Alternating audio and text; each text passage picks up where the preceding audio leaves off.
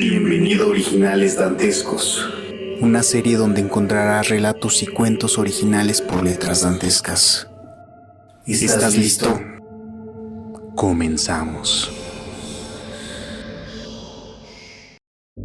Han pasado un par de años, o tal vez 10 o quizás 100 o 1000 años. Todo depende del lugar en la Tierra en el que se perciba. El ejemplo más claro, Fukushima, capital del caos interdimensional, un lugar tan imposible de observar pues las imágenes a percepción humana no logran escapar. El horizonte se pliega y dentro del epicentro de aquel abismo ni siquiera un fenómeno tan incansable como la luz logra superar las barreras de aquella fisura. Es tan incomprensible la situación de Fukushima, pues no contamos con las condiciones ni materiales ni académicas para comprenderlo. Las primeras expediciones hacia el epicentro de la ciudad japonesa tuvieron como resultado reacciones inimaginablemente dantescas. El primer equipo en lograr superar la barrera gravitacional de Fukushima vio cómo su cuerpo envejecía en minutos, hasta perder la fuerza vital, desfallecer y al pasar de media hora sus cuerpos se descompusieron por completo, dando la sensación de que dentro de esos 30 minutos hubieran pasado no menos de 120 años terrestres. ¿Pero cómo es posible?, se preguntaron los físicos especialistas, pues la percepción del equipo sobre su tiempo no cambió. No coincide con las teorías de relatividad del tiempo en el espacio exterior. Pareciera que simplemente la fisura absorbió el tiempo de sus cuerpos, sin más justificaciones lógicas. Basado en el lapso que demoró la fisura en descomponer los huesos del equipo, se llegó a la conclusión de que cada minuto ahí correspondía aproximadamente a 5 años terrestres, y ese cálculo parecía tener ligeras variables entre más habían avanzado hacia la fisura. Pero la pregunta continúa, pues para ojos de las mismas víctimas no pasaron décadas, sino minutos. Elise Pennubi buscaba formular una reversión de este fenómeno temporal, para así lograr explorar Fukushima y buscar posibles soluciones a esta catástrofe. Laura Gress, la encargada del instituto en ausencia de Azcarrieta, pidió que se localizara al Dr. Fidalgo como diera lugar, pues siendo quien diseñó el motor y descubrió los peligros de intervenir materia orgánica viva con el Dantium activado, pudiera explicar cómo es que ocurrió aquella catástrofe. Pero sería una tarea difícil, pues después de liberar a Fidalgo, el doctor esperó un tiempo en cuarentena, ya que estuvo expuesto a aquella protoballena en la que se convirtió la nave del experimento desastroso. Posterior a cumplir su resguardo, el doctor cobró un fideicomiso por la patente del motor y compró una pequeña isla cerca de Baja California. Luego de eso no se supo nada de él, por años, o décadas, o quizás siglos.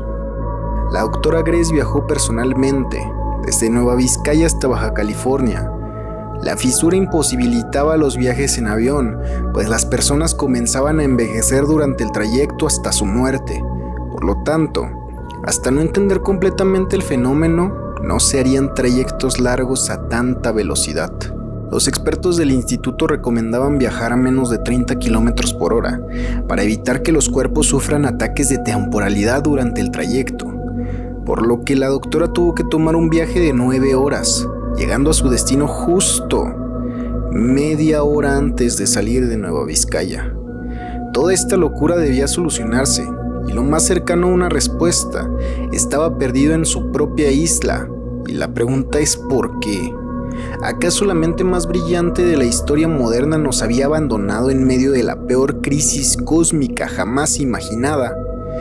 Después de algunas semanas buscando y preguntando por el Dr. Fidalgo, el dueño de un bazar de antigüedades por fin les dio luz al equipo de Elise Pennubi, pues ubicó una persona muy parecida a las fotografías de Fidalgo. Les comentó que hacía algunos meses esa persona había llegado al bazar a comprar todas las unidades de reproductores antiguos de DVD, Blu-ray y hasta de PlayStation.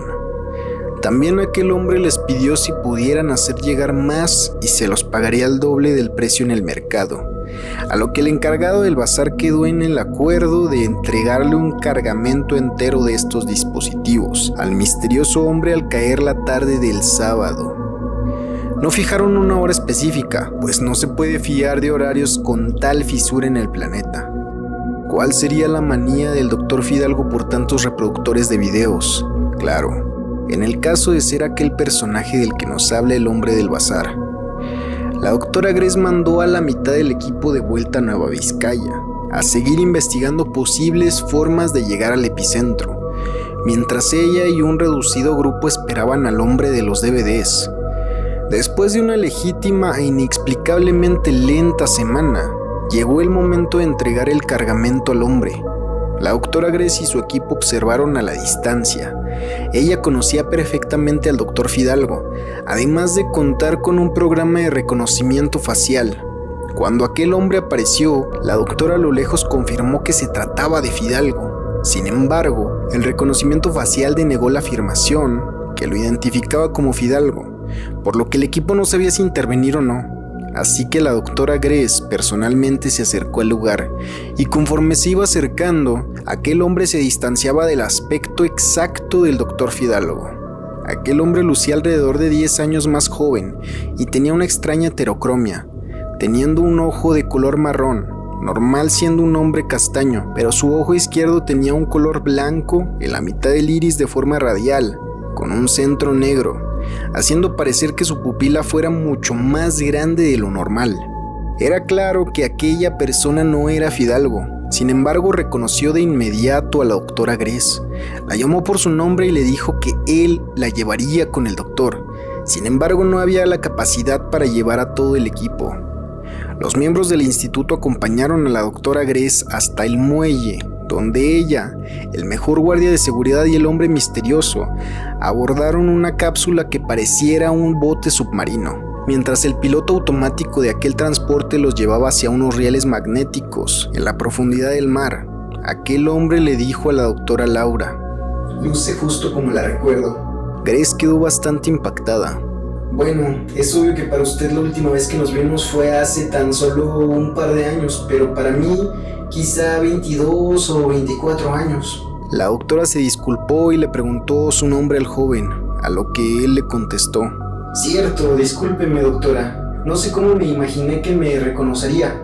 Soy Mateo Fidalgo, el hijo del doctor León Fidalgo, y nos conocimos en el instituto cuando yo tenía 8 años, hace 2 años para usted. La pequeña nave se ensambló en una vía magnética y comenzó el trayecto.